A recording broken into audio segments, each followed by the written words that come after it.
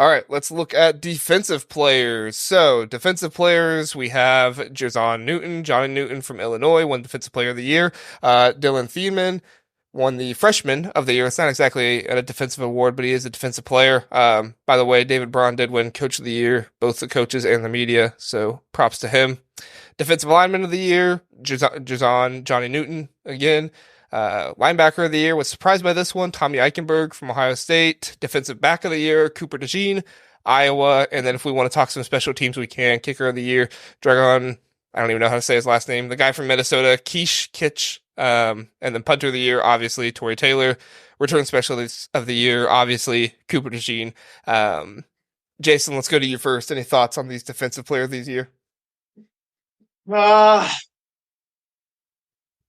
Maybe defense alignment of the year. I know that guy. I know Newton's a stud, but at the same time, I was a little shocked by that the way Michigan's played. But it's looked a little bit different with Michigan since teams. You know, they've met Hutchinson, they've met David Ajabo, and they get the ball up pretty quick the last season and a half. Mm-hmm. But you know, Chris Jenkins as well too, absolute stud. I'm not debating it too much. I know the guy's a hell of an athlete, but I think I would have went different there. I think there's other players in the Big Ten that might have been up in conversation with the defense alignment of the year. Well, and he's also kind of name recognition, right? I mean, yeah, he was, kind of the guy at Illinois the entire year, and he came back, and everybody was excited for him. Not to say he doesn't deserve it; he deserves it. Oh, he definitely does.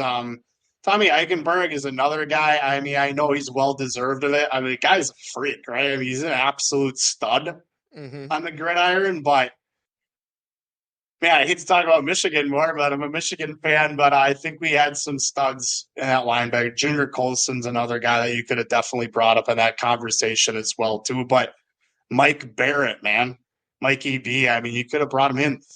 That is a freaking snub that he got third team. Big Ten defense. No, I know we'll get there, but I gotta mention it. That's BS. That is BS. But defensive back of the year, Cooper DeJean, all the special teams player, all the defensive back. Hopefully he's getting healthier. I know he's out for the remainder of the season, so thoughts, prayers to him and his injury for recovery. But man, I would have put up Mikey Sanistrell for Michigan. Yeah, I'm being biased. I don't care. Mikey Sanistrell, 5 interceptions, 2 clutch ones against Maryland as well too. I mean, you can even put Will Johnson in that conversation as well. Both of them being first team defense, but that one was. All these guys are deserved of this award for a reason, but it's just hard to pick from all these players because I think everyone's got their own opinion. I think it could be other conversations that could be had here on some of these. Right. Yeah, no, I think Will Johnson and Mike Sanders still would be good names as well. I think Sanders still led the Big Ten in interception touchdowns or something like that at one point. Yeah, he had 2, I believe, 2. So Sonny's here, says, really happy for Newton, triple teamed all year long. For sure, Sonny. Yeah, I mean, Newton, like we said, very, very deserving. Defensive Player of the Year as well as Lineman of the Year. I don't think anybody's questioning if he deserved it or not. Just some additional names to think about because, Jer'Zhan did get the love all season long. Kent, what do you think about these Defensive Players of the Year? Yeah, I'm fine with it. I don't follow my name is Casual Big Ten on Twitter, so I don't follow the defensive guys as much. I will say that one guy that I do want to mention that I talked about over the summertime was a transfer coming into Indiana. Now, I know Indiana had a lot of opportunities on defense, so his numbers might be a little inflated, but Aaron Casey from Indiana coming in his first year at Indiana had a really big year. But overall, like I said, don't follow it as closely. I mean, I recognize all the names that you guys are talking about, but I don't have a problem with anything that they chose for these players of the year as far as that goes. I'm sorry I'm not giving you a little bit more on that, man. I wish I could get on here and just say, man, I wish this guy could have won, but I just don't know enough guys. I will say, to follow up what you said at the linebacker spot too, I saw a tweet thread about Jay Higgins and Tommy Eichenberg comparing stats, and I know that Jay Higgins had much better stats, but it goes back to what I just said. Someone I should have mentioned. Yeah, it just goes back a little bit to what I just said about, Aaron Kesich.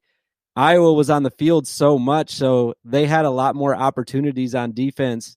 We talked about that before we started recording than Ohio State did. So don't have a problem with him getting linebacker of the year either at that position.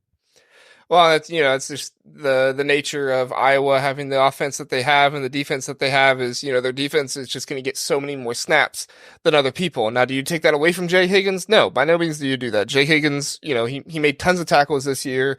For him to have the 141. Right. I mean, that's absolutely ridiculous. That not only would he make that many tackles, but that he's on the field for that many snaps, doing it that many times.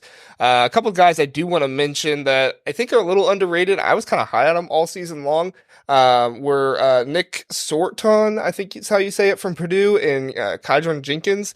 Those two guys led the Big Ten in sacks for a good amount of the year, and I think they still do. I didn't check that before I came on.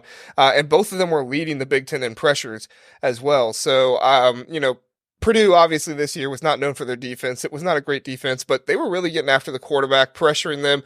And I even think, JJ McCarthy was feeling it a little bit in his game as well. Now, JJ still had a great game, don't get me wrong, but, they were really the first team that was starting to put pressure on JJ McCarthy. And with the offensive line that Michigan has, that's an impressive feat to be able to do that. So I do want to mention those guys as well, because I think they even Indiana was applying that pressure as well too. I mean, Aaron Kesich was up there with 6.5 sacks, but Nick Sorton from Purdue led the Big Ten in 10. Yeah, 10 sacks. And Indiana had a defensive end. I don't know why can't remember his name right now. They had a defensive end that transferred in from Western Michigan that had a good season too. Like I said, I can't remember his name right now, but he had a really good season as well. So he's one that, I don't think he should have won Defensive Lineman of the Year, but... Is it Linnell Carr? No. Okay. I'm just looking at the sack stats right now, so I think the defensive side of things, guys, it's just like there's a lot of good defense in the Big Ten this year. Right. I mean, well, that's what the West specializes on, So... Yeah.